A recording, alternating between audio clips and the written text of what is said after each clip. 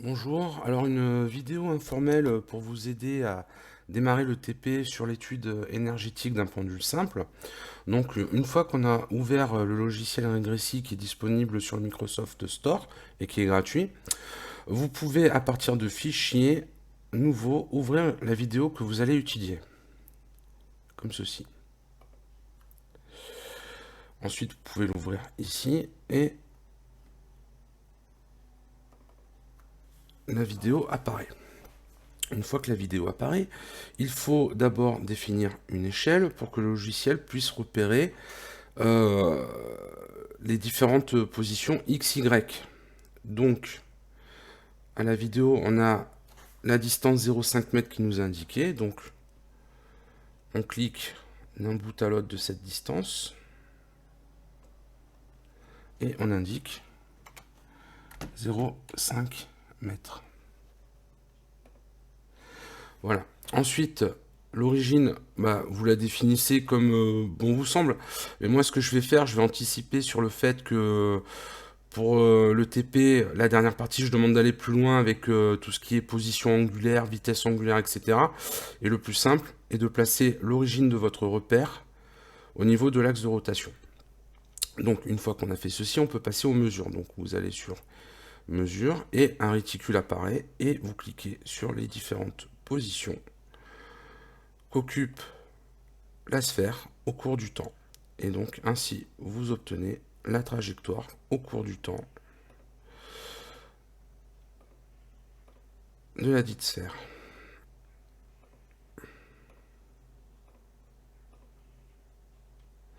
Moi, je vais assez vite, hein, au détriment peut-être de la précision pour que la vidéo soit digeste. Hop.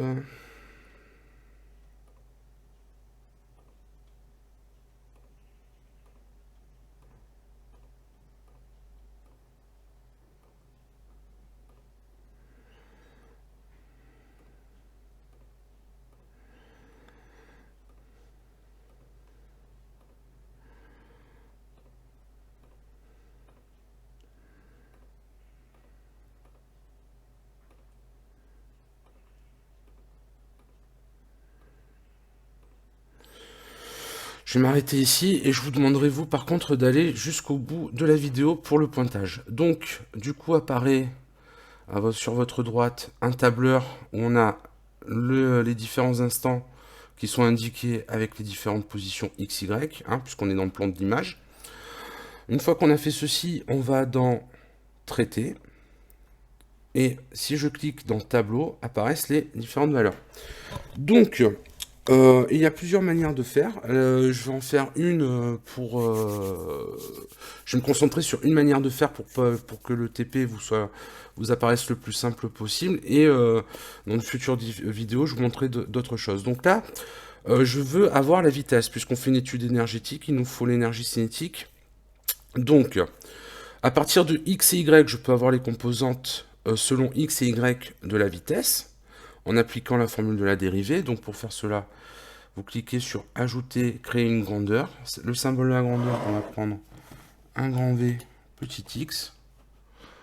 Vous indiquez ici les unités. Ensuite, vous avez l'opération dérivée.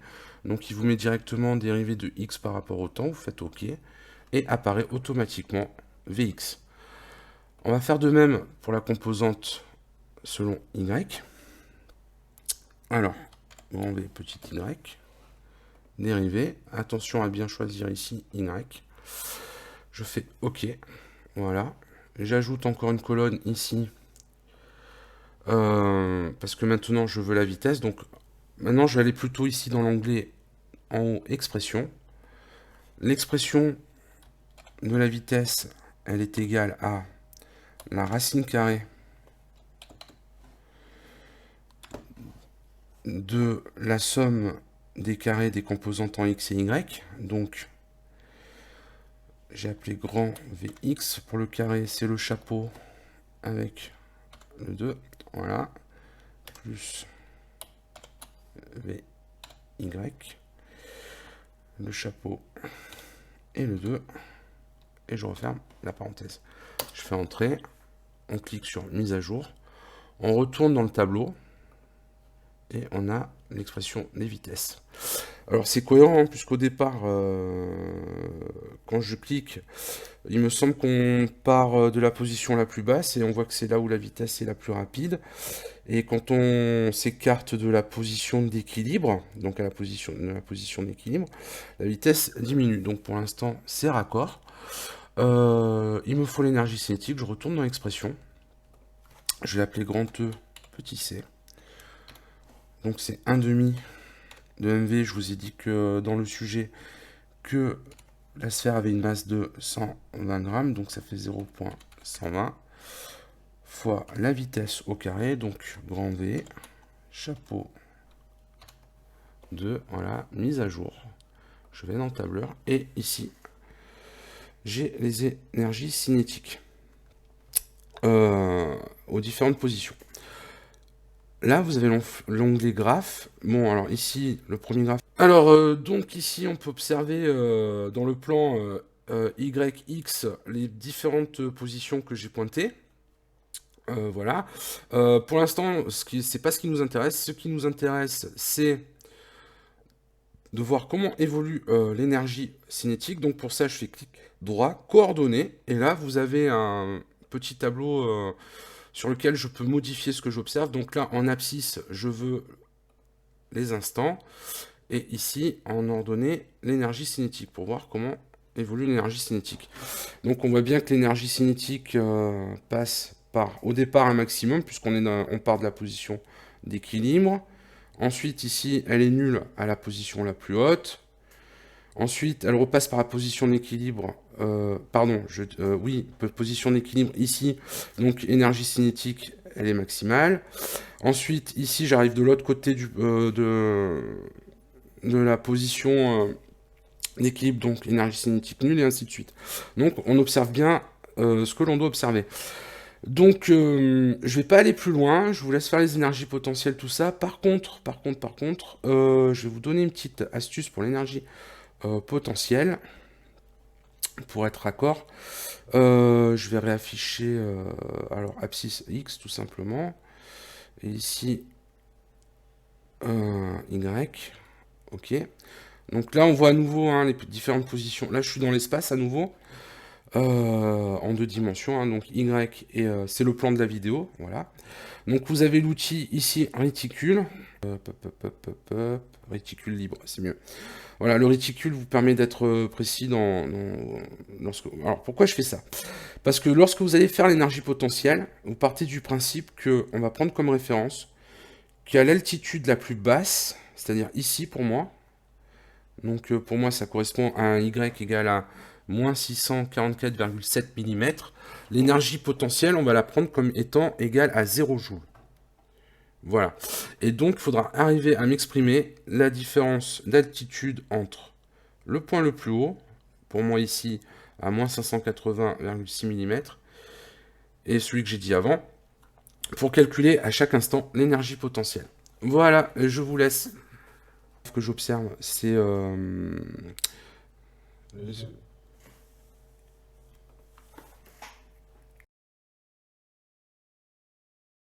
Oui.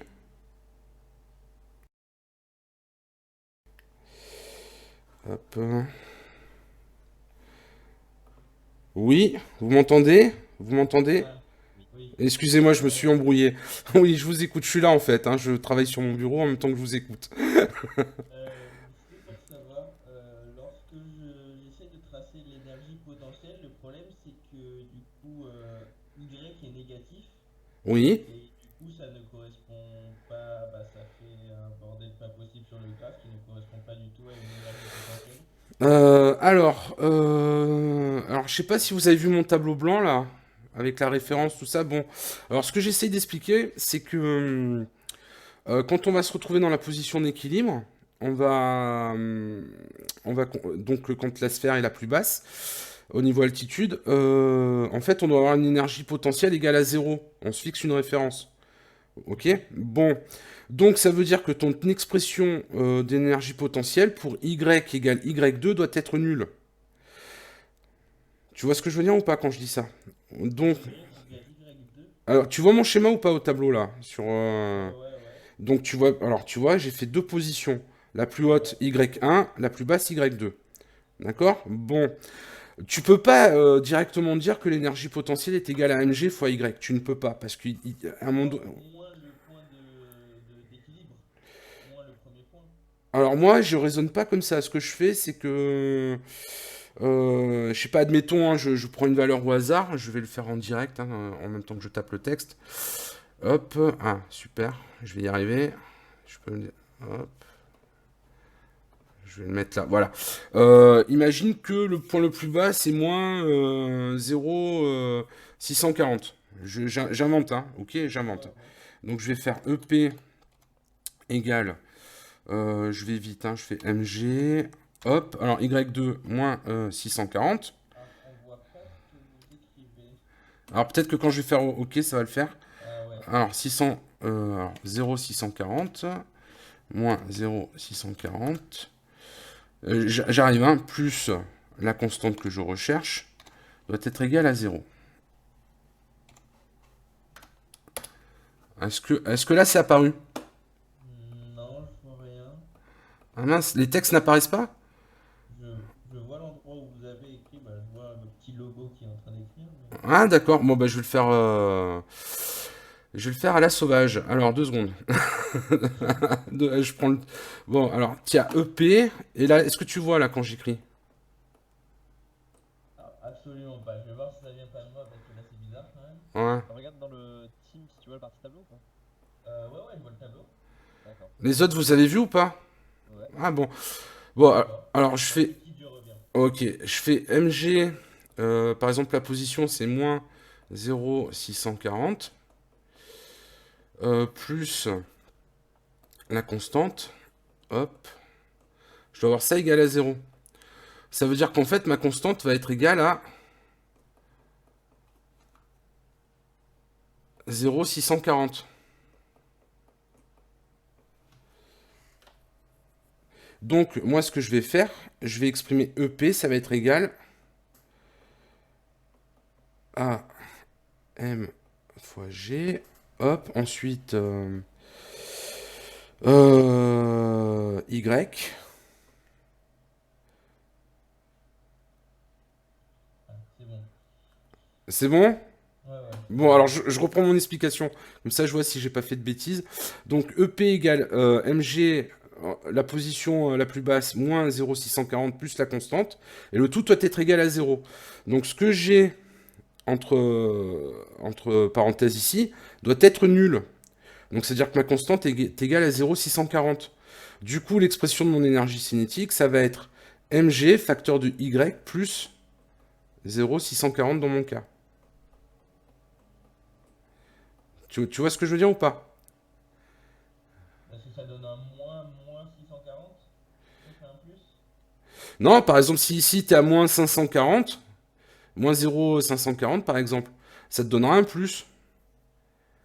Ok. Tu vois ce que tu seras forcément positif. Ouais, ce qui me gênait, c'est que du coup, j'avais une courbe complètement négative et que ça foirait tout, quoi. Ben, parce qu'en fait, on est sur une différence d'altitude. Ouais. En fait, regarde, je vais faire la flèche comme ça. Je sais pas si bon, mon tableau ressemble un peu à n'importe quoi là. Hop, tu vois là, ce qui est entre parenthèses Un peu là. Je en vois pas rouge, bien. ouais. Ben, c'est la différence d'altitude en fait. Ok, d'accord. Quand je fais ça, là c'est la position à l'instant T, le Y, et j'ai tout décalé vers le haut pour avoir une énergie potentielle égale à 0 quand je suis dans la position la plus basse. Donc si je suis égal à 0 dans la position la plus basse, dans les autres positions, automatiquement je serai positif. Ah bah oui, d'ailleurs, c'est bon, je viens de modifier. J'ai un truc qui. Ça va? Mais t'as compris la logique qui se cache Ouais, derrière ou ouais, pas? ouais. Ok, super. Bon, bah c'est bon. Nickel.